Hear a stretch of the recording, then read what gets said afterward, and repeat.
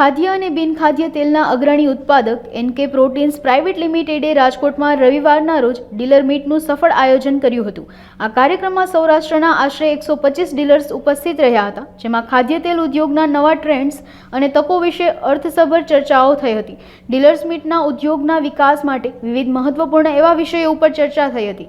આ dealers મીટના supply ચેઇનની કાર્યક્ષમતા વધારવા, ઉભરતા માર્કેટ ટ્રેન્ડ્સની જાણકારી તથા ગ્રાહકોની બદલાતી પસંદગીઓને અનુરૂપ પ્રોડક્ટ્સ ઇનોવેશનને પ્રોત્સાહન આપવા જેવા વિષયોને આવરી લેવાયા હતા। ડીલર્સને લોજિસ્ટિક્સ વ્યવસ્થિત કરવા, ડિસ્ટ્રીબ્યુશન ચેનલને મજબૂત કરવા તથા ગુણવત્તાના ઉચ્ચ ધોરણો અને નિયામકીય જરૂરિયાતોનું પાલન સુનિશ્ચિત કરવા માર્ગદર્શન અપાયું હતું। ડીલર્સ વચ્ચે ચર્ચાનો ઉદ્દેશ્ય તેમની વ્યવસાયિક કામગીરીને પ્રોત્સાહન આપવાનો તેમજ કંપની સાથે તેમની ભાગીદારીને મજબૂત કરવાનો હતો। આ કાર્યક્રમમાં ખાદ્ય તેલના પેકિંગ માટે રિસાયકલ કરેલા ટીનના ગેરકાનૂની ઉપયોગ જેવા મહત્વપૂર્ણ મુદ્દાઓ સાથે ગ્રાહક જાગૃતિ ઉપર પણ ચર્ચા થઈ હતી। મુખ્ય સૌરાષ્ટ્રમાં સેલ કંપનીનું ડબલ કરવામાં, સેલ્સ વધારવાનો પ્રયત્ન કરી રહ્યા છીએ। Tirupati is the largest refiners of cotton seed oil in the world, અને અમારો પ્લાન એ છે કે we want to go in a big way. આ વર્ષે અમારો લક્ષ્ય જે 10,000 કરોડ ટર્નઓવર અને bottom line 250 crore after tax.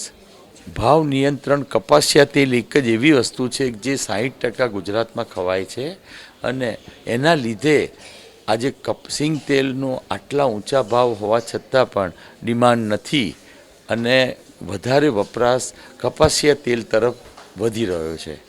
અને અમારો ગુજરાતમાં શેર બ્રાન્ડેડ ટીનમાં 75% છે, બીજી 25%માં બધી જ બ્રાન્ડ, અને 75% ખાલી તિરુપતિ છે। અમારા અત્યારે 1500 ડીલર છે ઓલ ઓવર ગુજરાત, અને અમારો લક્ષ્ય એ છે કે 60,000 આઉટલેટ છે એને વધારીને 1 લાખ આઉટલેટ કરવા। એટલા માટે કે દરેક જગ્યાએ ગ્રાહકને અનુકૂળ આવે તે રીતે વ્યાજબી ભાવે એમના ઘર સુધી પહોંચાડવાનો હેતુ છે। અને બીજું કે કપાસિયા તેલ જે ઇમ્પોર્ટ થતું નથી, ડોમેસ્ટિક છે, એ ઘણું મોટું હુંડિયામણ બચાવે છે।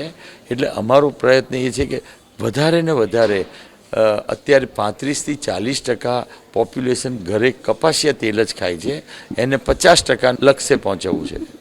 મારું નામ છે પ્રિયમ પટેલ। યુઝ્યુઅલી અમે શું દર થોડાક વર્ષે અમારા જેટલા વેપારી મિત્રો છે એ લોકો અમારી સાથે આટલા વર્ષોથી જોડાયેલા હોય, અમારી જોડે કામ કરતા હોય, તો આવી રીતનો એક મીટ એન્ડ ગ્રીટમાં શું છે એમના 100 પ્રશ્નો હોય જે અમે રોજેરોજમાં ના વાત કરી શકતા હોય, એ અમે લોકો એમને સમજાવીએ।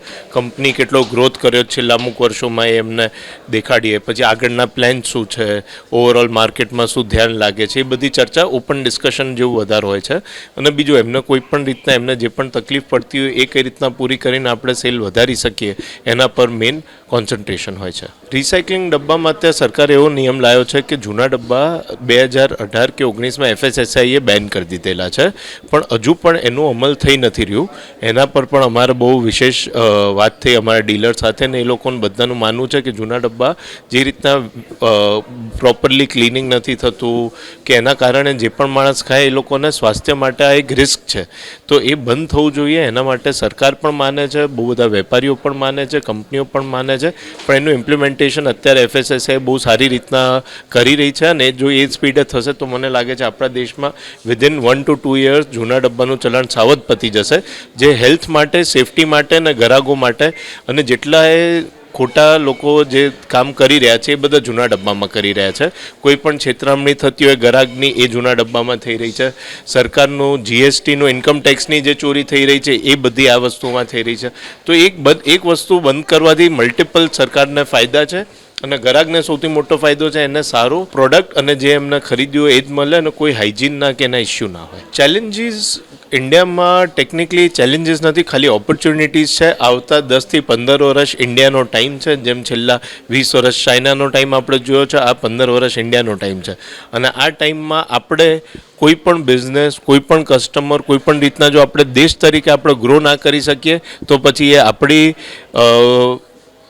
ઇનેબિલિટી કહેવાય। પણ આપણી પાસે અત્યારે tremendous opportunity, there are no challenges. આપણી પાસે યંગ પોપ્યુલેશન છે, આપણી પાસે પરચેઝિંગ પાવર વધતો જાય છે, ગ્રાહકનો ઓપોર્ચ્યુનિટી એન્ડલેસ છે। એટલે ચેલેન્જીસ નથી અત્યારે ઇન્ડિયામાં ખાલી ઓપોર્ચ્યુનિટી, આખી દુનિયામાં ચેલેન્જ છે, ઇન્ડિયામાં ઓપોર્ચ્યુનિટી છે.